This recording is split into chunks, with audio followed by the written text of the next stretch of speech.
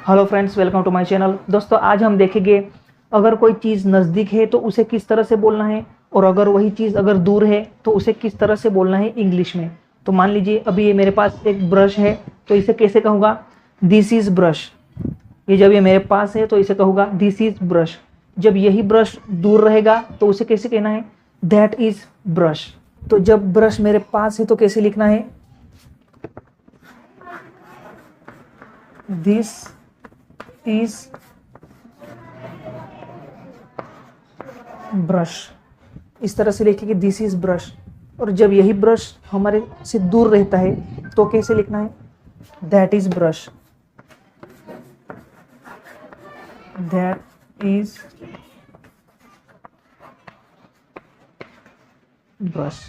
तो इस तरह से लिखना है जब ये दूर होता है। दिस कब यूज करना है? जब कोई चीज़ हमारे पास होती है। और दैट कब यूज करना है?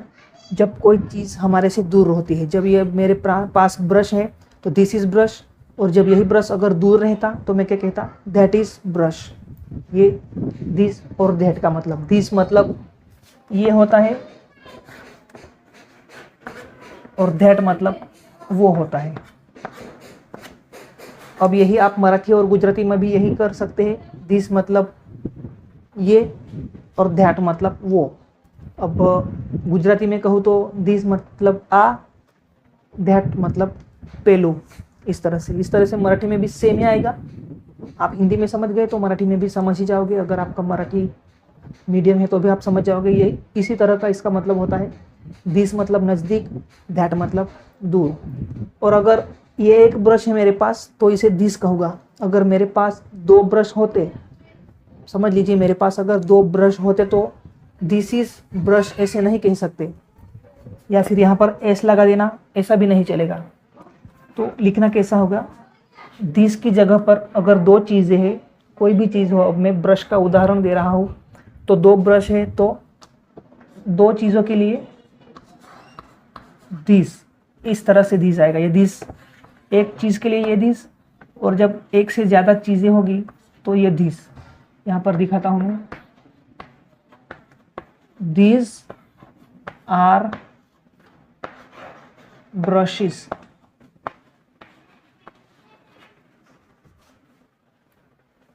These are, अब इज नहीं आएगा। इज का मतलब क्या होता है? इज मतलब है, ये ब्रश है। लेकिन यहाँ पर ज़्यादा ब्रश है, एक से ज़्यादा ब्रश है, इसलिए these are brushes। तब आर आएगा, तब इज नहीं आएगा। जब एक चीज़ रहती है तो इज आएगा, एक से ज़्यादा चीज़ रहेगी तो आर आएगा। ये ध्यान में रखना है आपको। These are brushes. और यही ब्रश अगर दूर रहेंगे, ये दो चार ब्रश अगर दूर रहेंगे तो तब क्या आएगा? यहाँ आएंगे दोज आर ब्रशेस। दैट एक अगर रहता तो दैट इज ब्रश। अगर ज़्यादा ब्रश दूर है तो दोज आर ब्रशेस। इस तरह से आएगा दोज।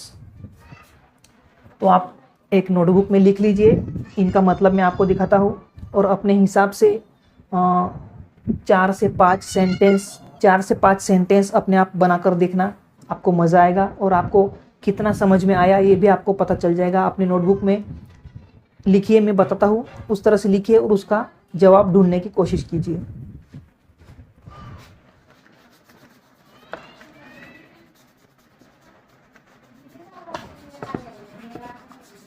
तो आपको करना क्या है दोस्तों? मैं आपको ये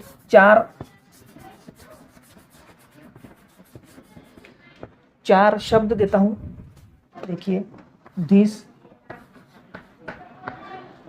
दैट, दीज, दोस। तो ये इन चारों के आपको वाक्य बनाने हैं, जैसे कि this is brush, that is brush, these are brushes, those are brushes. इस तरह से आपको बनाने हैं अपने कुछ भी। This is pen, this is black board, this is pencil. इस तरह से आपको ये चारों के वाक्य बनाने हैं आपके हिसाब से। अब मैं यहाँ पर एक लिख देता हूँ, this is brush, that is brush, these are brushes.